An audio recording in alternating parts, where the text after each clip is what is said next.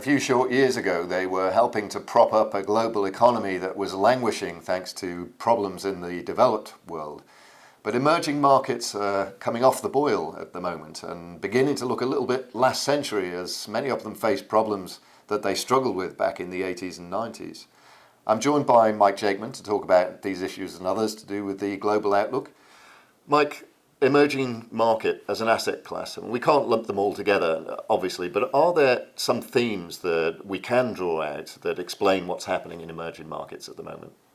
Yeah, I think there are three main reasons why our forecast for emerging market growth is a bit lower than it has been. The first is lower global commodity prices, and as you said, you can't lump emerging markets all together, but several of the biggest are big commodity exporters who are going to receive lower revenue for their exports. The second reason is forthcoming monetary tightening in the US, which is going to mean that it's more expensive for emerging markets to borrow, which will hit investment, and also the fact that many of these emerging markets are going to see capital outflows back towards developed markets. And the third factor is some economic reforms that have been delayed and are now becoming unavoidable, we think. Okay, well, let's drill in a little to some of these markets individually. Let's start with Brazil. Pretty much stagnant last year. I noticed we've just downgraded our forecast for Brazil for this year to a deeper contraction than we'd been anticipating. And to be honest, the next 2 or 3 years don't look that much better. What's going on in Brazil? What's the story there? So yeah, we've downgraded our forecast, as you said, so we're now expecting a contraction of 1.5%, which is at the point where you start to worry about this being a serious recession. What's happening, you basically look at all the different GDP components, and there's not many reasons to be optimistic about any of them. So consumption is being hit by tighter fiscal and monetary policy. Investment is being hit by a big corruption scandal at the state oil and gas firm Petrobras, and exports are struggling as a result of the lower global commodity prices we've mentioned. If there is a reason to be optimistic, it's that the government is now starting to move in the right direction. The first term of the President Dilma Rousseff was characterised by very high public spending, and the government now seem to realise this since she was re-elected just at the end of last year. And they're now running this tighter fiscal policy, which will have a negative effect on growth this year, hence the recession. But we think by the start of next year, we could see some growth again, although it's going to be pretty feeble and certainly well below what an economy the size of Brazil is capable of. Okay, so you've sort of mentioned a shift towards what we might consider a more coherent policy stance in the second term under Rousseff. This is sort of a corrective to some of the problems that Brazil faced in recent years. Just to look out a little bit longer, we're talking about maybe a rally back to 2% growth rates on an annual basis. That's not really very impressive for a BRIC, and certainly not for Brazil. Do you? I know it's hard to speculate, but looking a bit further ahead, do you think Brazil is getting back onto a path that can deliver higher growth rates than that?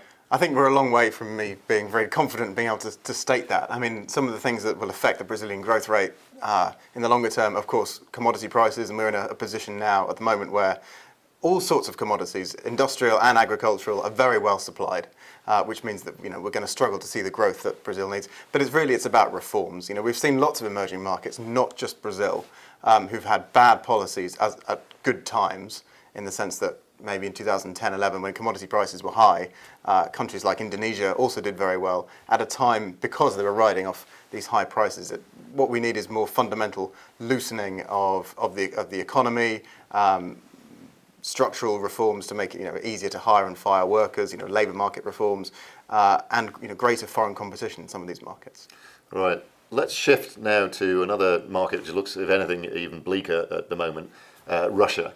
Of course, largely what's happening there is to do with Western sanctions against Russia for its policy in Ukraine. A decision's going to come up next month on whether to extend those sanctions. How do you think that decision's going to go? And then maybe just step back and look a bit more broadly at the outlook for Russia over the coming couple of years. So this decision is really finely balanced. And 6 months ago, we were leaning towards the sanctions not being renewed. And now we are leaning towards the fact that they will be. And the reason for that is because the economies in the rest of Europe have improved in the last 6 months, largely off lower oil prices. And because these economies are doing better, we think there's more likely to be the unanimity and the confidence among the rest of the EU to roll these sanctions over. If they were doing badly, then the idea of inflicting further pain on themselves by punishing Russia would perhaps have been a reason to get a few objections, and that would have caused the sanctions to fail. So it is still a finely balanced forecast. It's not one of the ones that I or the rest of the team are most confident in, but we think there's probably enough to mean that those sanctions will be rolled over. That's one of the two big drivers of the Russian malaise at the moment, neither of which Vladimir Putin has very much control over. The second one is the global oil price, because oil prices are such an important driver of export revenue and also government revenue. We're quite pessimistic on oil prices. We're at 63 at the moment, and we don't see any growth really between now and the end of the year. I mean, if there might be a few dollars here and there, which means that the situation for Russia this year is going to be poor. We're forecasting a contraction of 3.5% for this year, which is a serious recession. After that, prices should come back a little bit further, and we think that eventually the pressure from the sanctions is going to tell on Putin. Whether we see any huge changes in his foreign policy is a very different question. I'm quite pessimistic about that. But the higher prices will mean stronger government revenue, and it will mean stronger export revenue, which means that we should see some growth next year. But again, this is highly tentative on what the sanctions in the US and the EU, what course they take. Okay.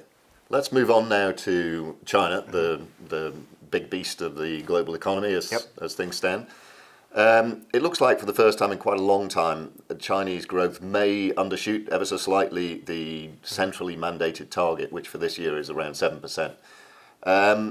Now, we've talked about this before, and I think we've concluded that this is a managed slowdown, and as such, it's a good thing. Just briefly, is that still our view? Has anything changed in China? Are there any specific issues that we should be focusing on? So we're forecasting 6.8, which I think is the bottom end of what the government would consider acceptable in its target of around 7%. And that's we're assuming it's going to get to 6.8% off the running of a slightly looser fiscal policy, which is against what the government is really trying to achieve. So that's a concession from the government towards achieving the growth that it wants. There are some structural problems within the Chinese economy. The property sector is still very oversupplied, which is going to hit investment as a whole, as a category in the economy. And second of all, it's trying to rein in some poorly directed local government spending, which means that on the one hand, fiscal policy is going to become more expansionary at the national level, but it's trying to achieve something very different at the local level, which is going to make it very difficult to manage. So China, we are supportive, and we think it's a very wise idea to shift the engine of growth, as everybody knows, from investment-led by the state to consumption-led by private consumers, which will necessitate a slowdown. But the real key point is that if policymakers get this wrong by a few tenths here and there, the size of the Chinese economy and its importance to global supply chains means that any sort of ripple effects will be felt all around the world, which means that it really is such a crucial issue for the global economy. There is much less wiggle room allowed for Chinese policymakers than there is for governments anywhere else in the world. Mm-hmm. Good. Let's briefly move on just to close the brick cycle, if you like, and maybe something a little bit more positive, cheerful, I don't know, you'll tell me. At least when we look at India, we see faster growth rates, and we see accelerating growth rates over the coming years. I guess the question really is this about some of the circumstantial factors that we've already mentioned to do with commodity prices and global exchange rate movements and the like?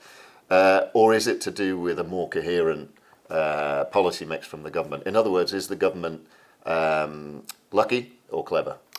It's both.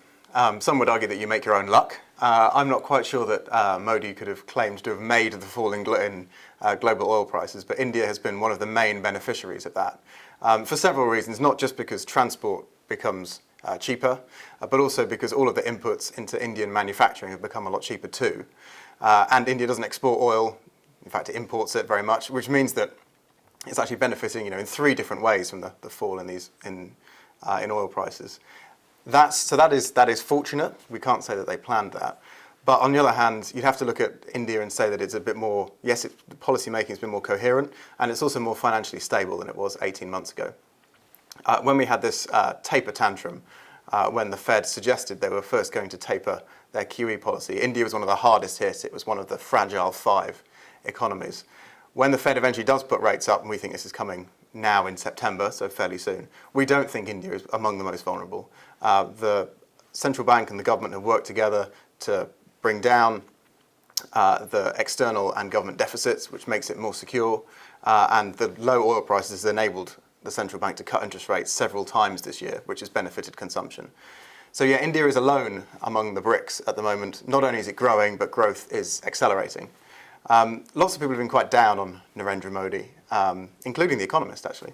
I think he deserves a bit of credit for returning some stability to India. However, the 2 big bills that he really needs to pass that would have a really significant effect on Indian growth, which are land acquisition reforms and a nationwide goods and services tax, will require a real effort to get those through both houses of parliament, because his government doesn't have a majority in the upper house.